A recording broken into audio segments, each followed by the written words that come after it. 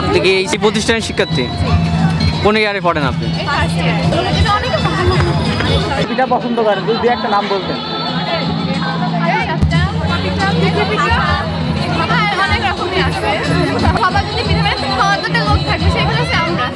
ভোর হলো ঝিনাইদহের আয়োজনে আজকে এই নবান্ন উৎসব মনোমুগ্ধকর এবং উৎসবমুখর একটা পরিবেশে উদযাপিত হচ্ছে।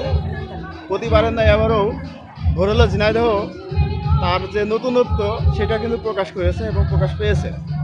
তো আমরা মনে করি যে ভোর হলো আজকের আয়োজনের মাধ্যমে দিয়ে বাঙালি যে হাজার বছরের ইতিহাস, ঐতিহ্য এবং মাটি এবং আবহাওয়া এবং তার সাথে যে বাঙালির যে চিরস্থায়িত যে রূপ, সেই সুধা কিন্তু প্রকাশিত হচ্ছে বলে আমরা মনে করি।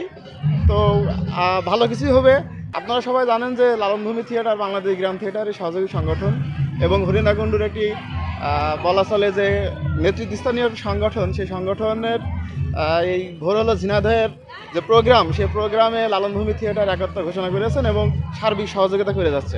এটা যেহেতু মহিলা কলেজ আর এখানে সম্পূর্ণ যে স্টলগুলো সাজানো হয়েছে সমস্ত কিছু এই মহিলা কলেজে যে স্টুডেন্ট আছে তার ভিতরে একটি স্টল শুধুমাত্র লালনভূমির আছে। আর মেয়েরা তাদের বেশিরভাগই এখানকার গ্রামের মেয়েরা তারা তাদের গ্রাম্য যে ঐতিহ্য, সেই ঐতিহ্যের আলোকে কিন্তু পুরো স্টল সাজানো হয়েছে এবং যে পিঠাপুলির আয়োজন করা হয়েছে সম্পূর্ণ এই গ্রামের পিঠাপুলি।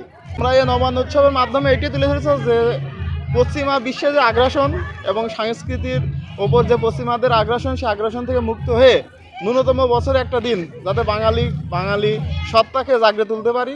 তাই এই যুগের বর্তমান যে ছেলেমেয়েরা আছে তারা তাদের যে নবান্ন উৎসবটা করছে, এর জন্য আমরা তাদেরকে সাধুবাদ জানাচ্ছি। আলহামদুলিল্লাহ, পুরাতন নতুন যেসব স্টুডেন্ট আছে সবাই প্রফুল্ল চিত্তে কিন্তু আমাদের এই আজকে যে প্রোগ্রাম, সেই প্রোগ্রামে অংশগ্রহণ করেছে।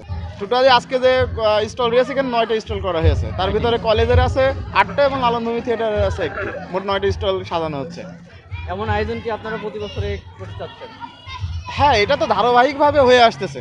তারপরেও লালনভূমি থিয়েটার আশা রাখে ঝিনাইদহের কাছে যে পরবর্তীতে আরও নতুনত্ব নিয়ে নতুন কিছু হবে, অন্যভাবে যেন আবার এটা করা যায়।